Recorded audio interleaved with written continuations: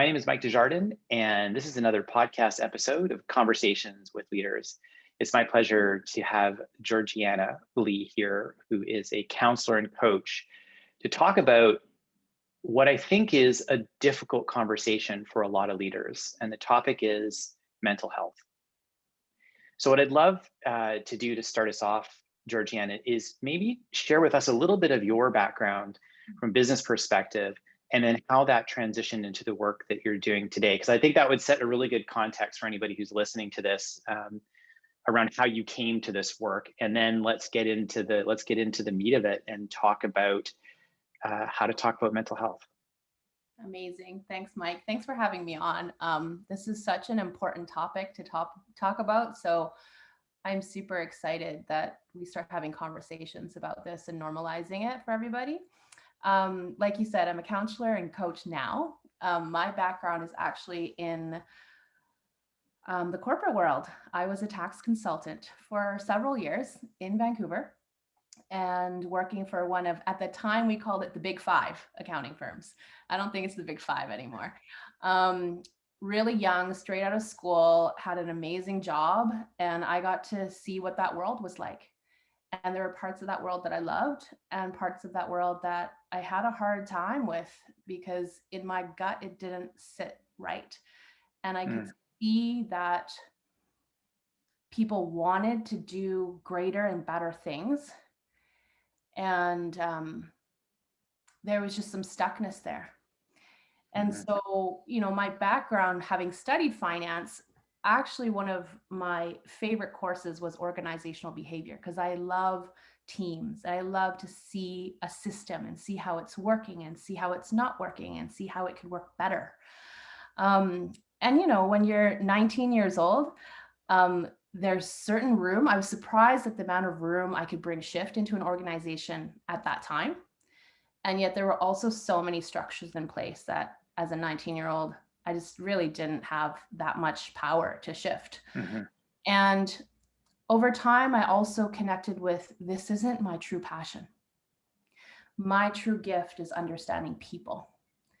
And so I left that world and I took some time off, lived in the Netherlands, studied there, and my passion is really working with people.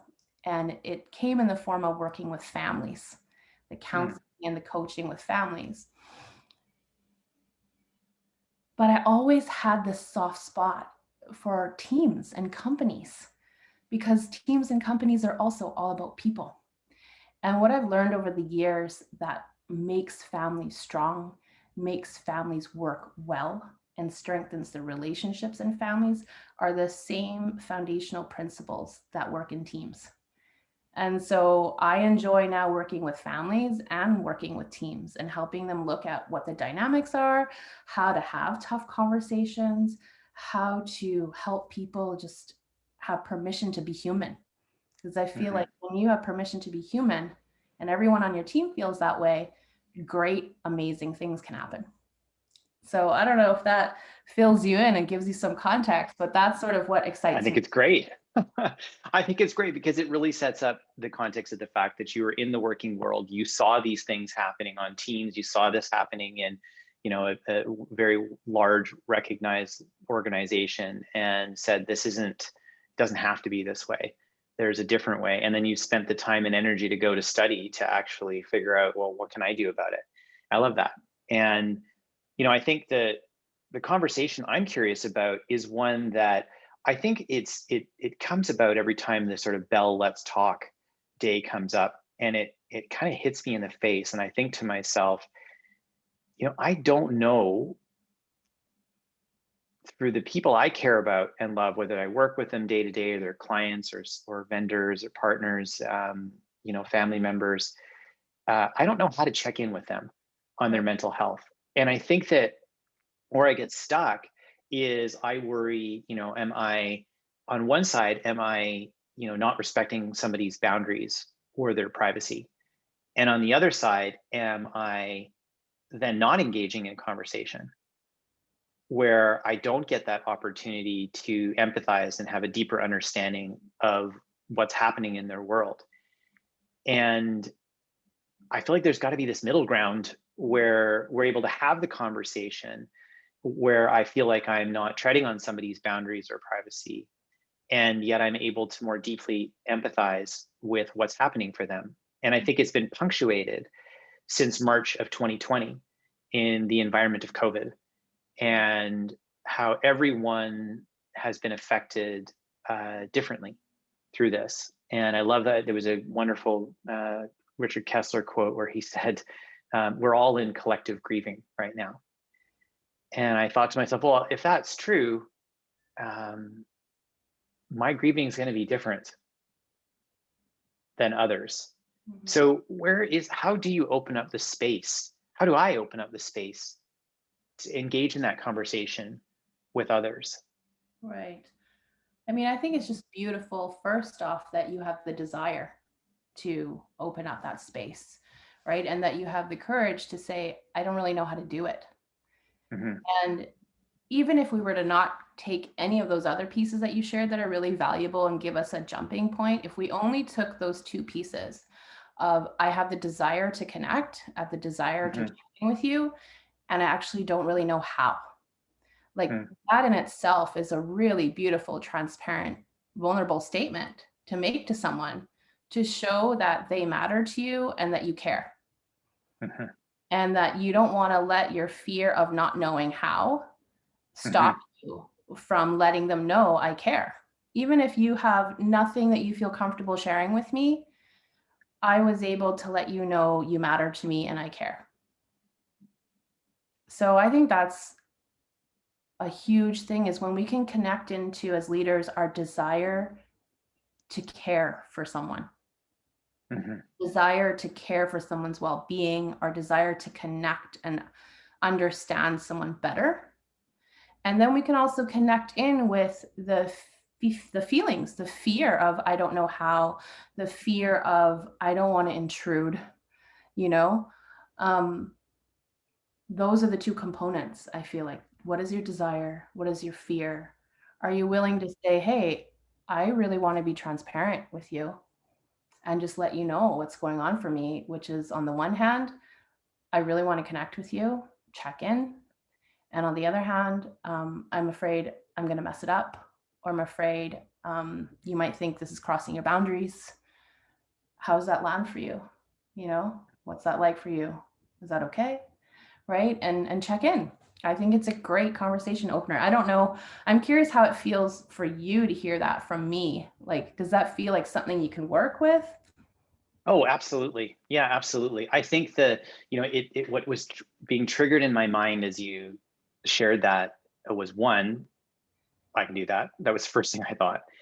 And the second thing I thought about is wanting to broaden my own understanding of mental health, because I think I know myself, I've heard others speak this way with respect to, well, is this person diagnosed with something, currently in counseling or treatment, or on a medication? Mm-hmm. Like that could be a container of mental health. Yeah. And as I've explored this topic over the past year, the nuances of mental health have really widened that viewpoint for me. And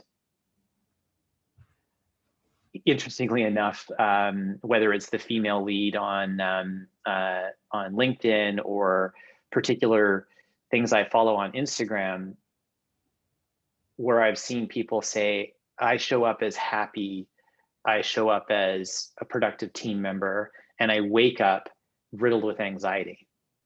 Mm-hmm. And so I'm listening to this person, or watching this video of this person, and I'm thinking, I wouldn't know that, because you just described this way of showing up that doesn't, in my mind, connect with mental health, even though the last part of the sentence was, and I'm riddled with anxiety when I wake up in the morning.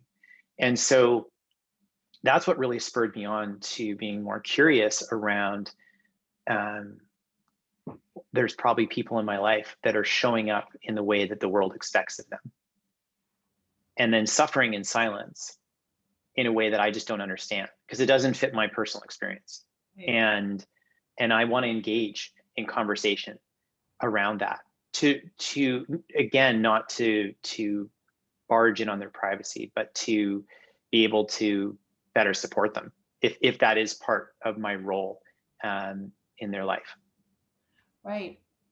You touch on so many things that are so valuable, I think, for all leaders to hear, which is one, this idea that just because I don't experience that, that's not my lived experience, it doesn't mean it's not someone else's lived experience, right? And the fact that you're not discounting that as, well, that's not possible, I don't wake up like that, that's huge. Like, it's very permission giving to say, I don't know what everyone's experience is like, right? And then you're also saying, I have a curiosity to know what your experience is like, in the context of supporting you, in the context of, my sense was hearing you speak was, you don't want people to come and show up to work with their happy face on, feeling riddled by anxiety, and have them feel like they have to hide that part of themselves from you. That was my sense. Yeah, I don't have a judgment around what's happening for them, because it's happening to them, right? It's not a choice. They didn't choose to wake up that way. I guess I want there to be the permission to say that part of somebody's humanness, it's okay for that to be part of the work conversation as well. Yeah, and that leads to, I think, a really big choice point as leaders of, do I want to create a workplace, a team? And that can be like, you can just look at in a one-on-one dynamic, or you can look at all team, you can look at the whole company, it can be big or small. But in this dynamic I want to create with this person, do I want to create a space where we both, or we each, get to be human? We have permission to be human. We have permission to have different lived experiences, right? When people feel that in their dynamic with you, as a leader, I'm allowed to be me, I'm allowed to be human, that sharing is going to happen more. And when they share, it doesn't mean you have to fix it all, right? It doesn't mean you have to know how to fix it. It's just that you have more information you can work with as a leader, right? So I think that's an important part to realize, is, in what ways am I creating a workspace that's allowing people to be human? And one of the big ways that we create that, if that's a desire, is, do I show up as human? Do I put on a mask every day? Right? Whether it's, I'm having a hard day, will I let people see that part of myself? Right? If people see that you have a mask on as a leader all the time, or you're always doing everything perfectly, consciously or subconsciously, they're going to get the sense that in this place or with this person, I need to hold myself together. I need to hide all these parts that the world considers imperfect. And the vulnerable parts that I think, as Brene Brown's definition of vulnerability is not the definition that I think is commonplace. And I worry sometimes that people would equate the word vulnerable to open to attack. Right. Or defenseless. I like to think of it as, imagine if you are spending energy hiding a big part of yourself. And it could be as simple as, I'm having a bad day, but I'm going to hide, I'm going to smile all day. That takes energy. Sure. All the energy you put towards that, you can't be putting towards being creative, collaborating, right? So even from the sense of productivity, if you want to look at that as efficiency, effectiveness, when we create an environment where people feel like they have to hide, it's a lot of energy put towards that, right? So I just love when leaders have the courage to say, I made a mistake. That was on me. In that simple sentence, you have now given your whole team permission to be human, right? And as Brene Brown says, like, if you want your team to have creativity, to be able to tap into creativity, You can't tap into creativity when you're like tied up, stressed out, like all the muscles are tense. That's not where we tap into creative flow. That's not where we get collaborative magic. You get that when people are settled, their nervous systems are calm. And if we're using all our energy to hide mistakes we've made or things we're afraid to let our boss know, it gets in the way of creative flow. It gets in the way of collaborative magic. That's very well said. The last year in the pandemic has very much, I think, shown us, we knew emotional intelligence was important. We knew empathy was important. The past year, it's doubled down. And, I think to the beginning of the pandemic, and we were talking to some friends that are both the husband and wife work, and they have 4 kids, and they had 2 laptops and 2 iPads, and both parents were working. There was one office in the house, or a den. Both parents were working. All 4 kids had homeroom online at the same time. They physically don't have enough devices in the house, let alone space for the kids to have separate Zoom conversations with their teachers and their peers. And so I look at that and I compare that to my experience where, I've been working from home for 11 years. My wife is at home, and my daughter is in school. And so, I've got an office, my wife has an office in our place. That's a very different experience of the work-life, work-school experience. Right. And that's just touching the surface of, are you in a great relationship? Are you an introvert or an extrovert? Do you have kids or not have kids? What's the status of your relationship right now? Mm-hmm. And Harvard put out something 2 weeks ago. They put out an article and it said that violence at home is now a workplace issue. And that hit me to the core, because that's new. And the difference being that if your employees are working from home and their abuser is in the house with them, now that abuse became a workplace issue. We've not prepared leaders for this. We've not prepared them for the depth of empathy, I think, as society overall. We're working hard to try to do that as a company, but as society overall, not prepared leaders to understand the level of empathy that's required, the level of understanding of the worldview of others and what their experience is of COVID, of working from home, of just life in general.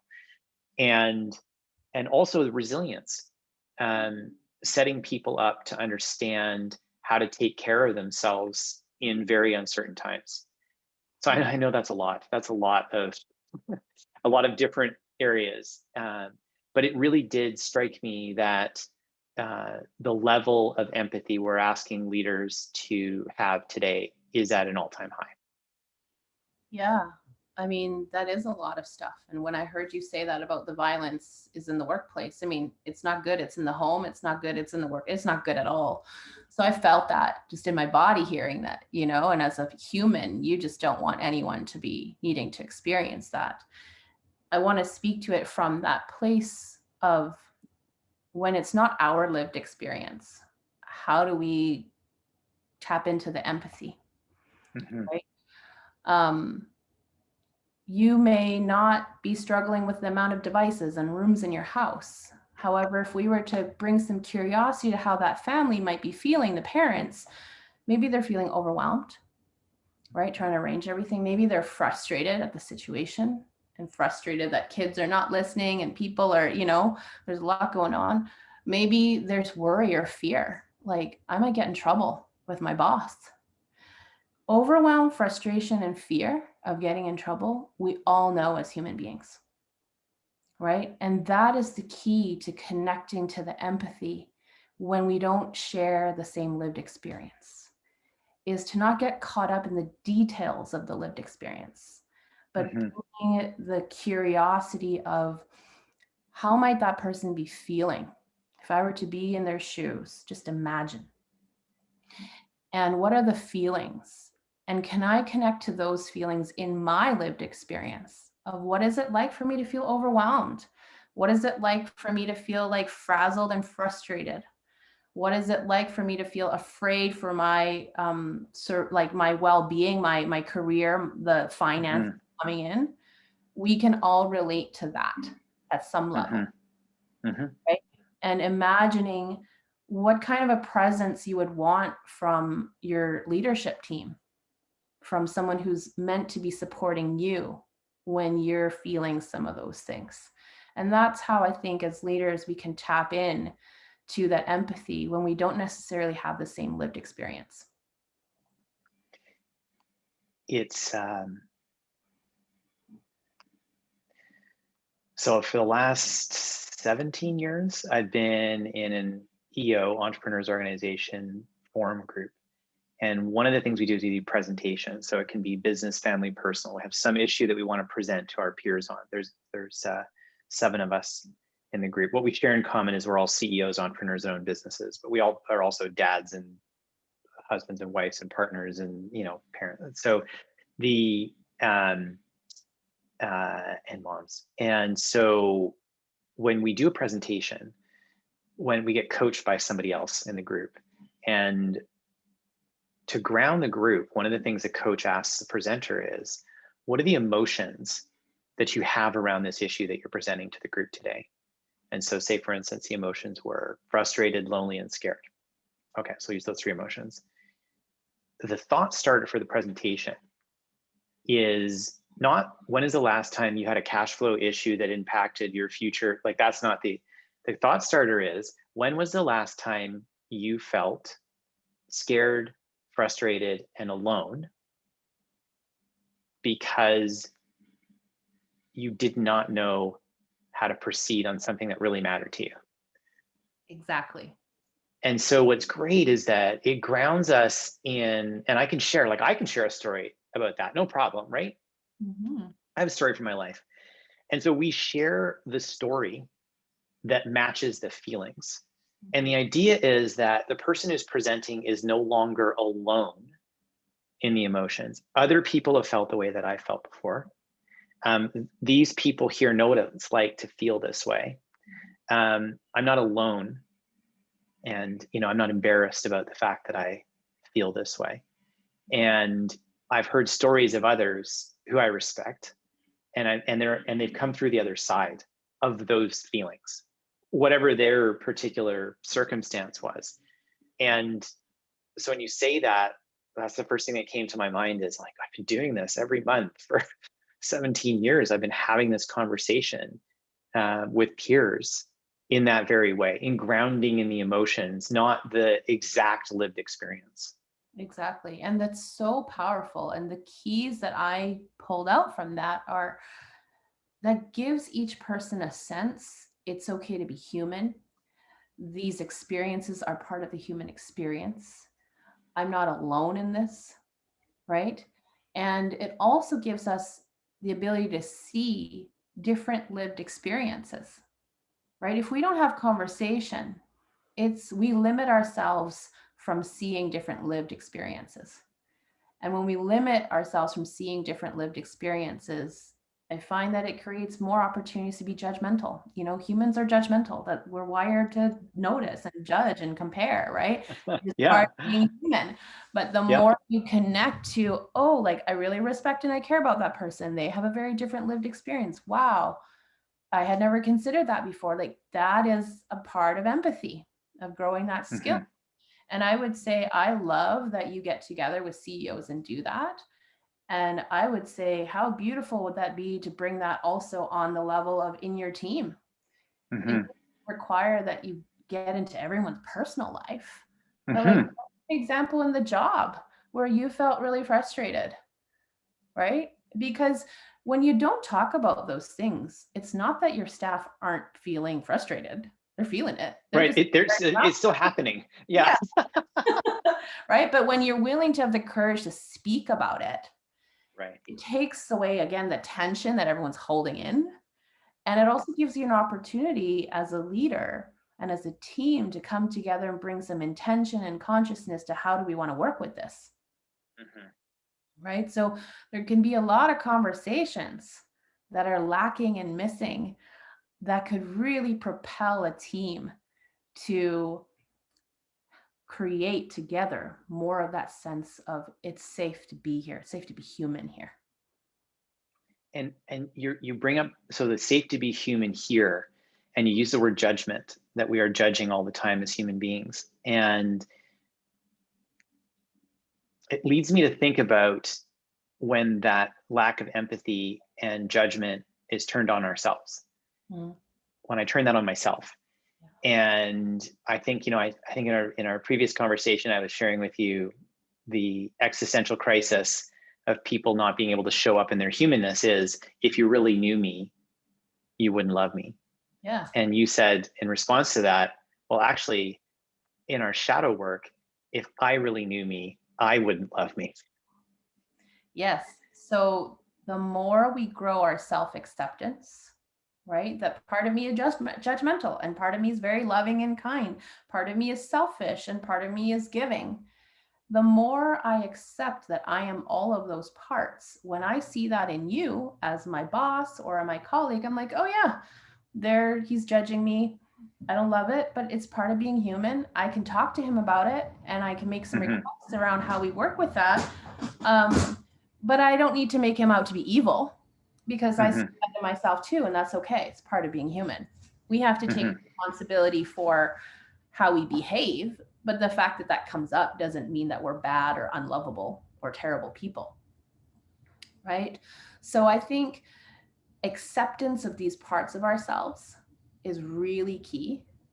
I always say, use the people that trigger the heck out of you in your workplace, in your life, and look at what part of yourself is that trying to invite you to bring more acceptance to. Because if we were more accepting of that, jealous part of ourselves or that competitive part of ourselves, it wouldn't matter so much if I saw that in someone else. It wouldn't trigger us the same way, right? So this is on character traits, but it's also with emotion. How can we offer true empathy to someone who's feeling sadness if we make it wrong that I feel sadness? If I don't let myself feel sadness, and I think that that's a bad thing, that shows I'm weak, I'm certainly not going to be able to really be with you in your sadness. I might say the words because I know empathy means, oh, it looks like you might be feeling sad about that. But from a deep core energetic level, people are going to sense that's not an embodied, that's not embodied empathy. That's just really heady empathy. Right. So the more. It's so powerful, because there's this great book called Search Inside Yourself that was written by the head of the emotional intelligence practice at Google. And he, one of the pieces they talk about there is that empathy and self-awareness are the same area of the brain. And if you don't build solid self-awareness and self-acceptance as a piece of that, then you actually can't be strong at empathy. One muscle is required so the other muscle can grow. And it just, you just put those two pieces from that work done in Google together for me now. So I'm grateful for that. Yeah, you're welcome. I want to add another piece to that, because all of this is tied. I'm going to touch on mental health and then bring it back to this piece, because we had started with the topic of mental health, and it can bring up a lot of fears for people, either fears of exposing and telling people I'm living with mental health struggles, or I have no idea what it is and I'm afraid to touch into it. What I want to offer us is, and this is not to minimize mental health struggles, but to be able to look at it from emotional well-being. We all need emotional well-being. Some of us are more resourced because of past life experiences or privilege that we have to access different supports. Some of us struggle more or less on that continuum of emotional well-being, right? But we can all relate to feeling things. And then this muscle of empathy, this muscle of being able to regulate ourselves, as you grow that muscle, that allows your thinking brain to operate at its optimal level. Right? When I think of leaders, I mean, my assumption is you want to have an effective team doing great things. That requires critical thinking, problem solving, emotional regulation, impulse control, all that stuff, collaboration. Our brains work best to do those functions when our nervous system is regulated, meaning when we have grown skills to be with the emotion. Right? So the more you can be with your anger and know that's not a terrible thing, you don't need to be afraid of it. Then when one of your people on your team is feeling angry about something, you're not going to feel the need to shut it down or make it wrong. You're going to be able to feel grounded and say, yeah, I felt angry before, and I know it is, and I know it connects to some need that's not being met. So I want to bring in that curiosity and compassion of, hey, what's up here? You know, like it's okay to feel angry. Are you open to sifting through this a little bit to like what the underlying need is that's not being met? It's interesting because I can think of so many instances where I've been in meetings and an emotion has shown up and the person who's having the emotion doesn't want that emotion in the room and is apologizing for it. And, you know, I think in our culture, you know, at Virtus, it's emotions are just sort of information, right? And it's like, if somebody's crying, if somebody's mad, upset, whatever it is, frustrated, it's like, okay, that's where you're at right now. Like that's just where you're at, right? It wasn't a choice. Like, I'm going to choose to be frustrated right now. I'm going to choose to be sad. Like, people aren't making those choices in the moment. That's not what is happening for them. And I think that ability to empathize that this wasn't a choice, this happened. You know, the other example that pops up for me is if somebody broke their leg and they're in a wheelchair, other people would be opening doors for them. They would be making accommodations for that person without giving it a second thought. Well, you broke your leg, so of course I'm going to help you. I think the challenge around the mental health issue is that I'm looking at this person and they look fine. My judgment of that person is that they're fine. That they're suffering in some way, I'm unaware of. And so it's difficult, I think, to be able, I think we don't see, or at least I don't see the same accommodations made.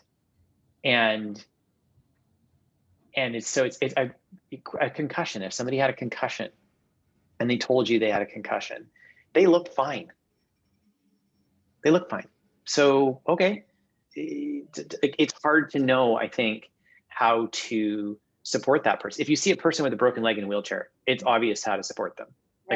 Right? I mean, there's some logical things most of us could think of. How do we tap in to that conversation? How do we have the conversation when I can't see the person's broken their leg, or the person is suffering from anxiety or depression or whatever is happening for them? How do I figure out how to support them? Okay. Because it's maybe not as obvious it would be if their leg was broken. I could just open the door or offer to drive them somewhere. I mean, it's a great question. And I'm going to go back to, we can ask people how they're doing, or we can ask people to tell us how they're doing. But unless that felt sense of safety has been actively created, people are not going to tell you, right? So first you need to look at, in how we deal with things in this team, in what way is it creating safety, and what way is it not? And not just safety through the lens of a leader or one particular leader, safety through the lens of each person, right? Because everyone's going to have a different idea of what helps create safety. But the main ones are, do I feel like I matter here? Does my voice matter? Am I appreciated for my contributions? Am I respected? You know, on a very basic level. And we want to look at, well, how do I have that conversation? How do I even uncover that that person's having a hard time? I think we need to bring the energy towards other things that seem not as obvious to look at, which is when someone hands in a project late, how do you respond? When someone shows up late, how do you respond as a leader? When someone has made a mistake, how do you respond? When someone has gone above and beyond, how do you respond? When someone has been courageous to share an idea that's sort of out of the box, how do you respond? How you respond in the day-to-day moments, very mundane day-to-day moments that happen all the time, is giving people information of, is this a safe place to be human? Is this a safe place to show myself? Right? I love that. So you've just described how to create psychological safety on a team, right? That's the conversation we're having. And I love that because it is necessary. If I don't feel that it's safe to come forward in that environment, why would I come forward? It's the risk level's too high. Why take the risk? Totally. If I can't even tell you like, oh, I messed up on that mic, without feeling like, man, I'm getting big trouble and like there's going to be like reprimands and things, why would I come tell you the things closest to my heart about my mental health? Sure. Yeah, right? there's a huge distance between those two. I feel like there's a big distance between those two things. Right. So I hear leaders and I hear companies plaster slogans and mantras on their wall and their mission statements. And I love that there's a desire to create change. Mm-hmm. And I also challenge leaders to look at how do we deal with small everyday interactions, and do they actually align with what we say our mission is? Mm. Do each of those small everyday responses create psychological safety? Right? And I'm curious if we can bring the conversation back to the last time we spoke. I think you spoke about, it was some company and the top boss spilled something. And No, it was it's a foreign minister. It was a prime minister of, I think it's Norway or Denmark. I can't remember. And he was walking with coffee on his way to a cabinet meeting, and he spilt his coffee in the main lobby area. And there are, a ton of bodyguards, just like a ton of people around him, and everybody is scrambling. So he walked over and got paper towels and came back, cleaned up the mess himself, took the paper cup, everything, threw it away. And so the comment was, well, there was a janitor there somewhere. They just could have called the janitor and the janitor would have come and cleaned that up. And he was on his way to this cabinet meeting, and the meeting was delayed to start as a result of him stopping to do this. And so that was a story that I was sharing with you from a leadership perspective around how what seemingly little actions can say a lot about the type of culture that you're trying to model in an organization.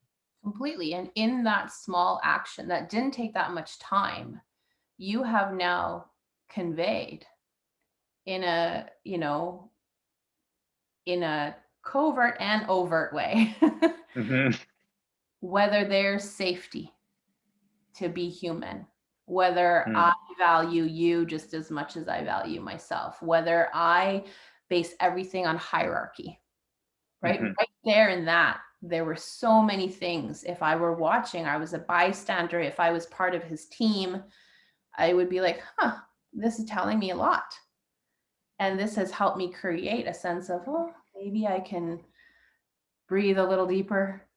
It's okay to be around this person, right? And we had talked in the context of how sometimes as leaders in companies, we will put on big workshops and productions to try to get everybody on board with something. Right. Yes, we have your back and we're going to be this great team, and it costs lots of money and it's flashy and maybe people have a good time. But in that one, I'm going to wipe up my own coffee moment that cost no money. Mm-hmm.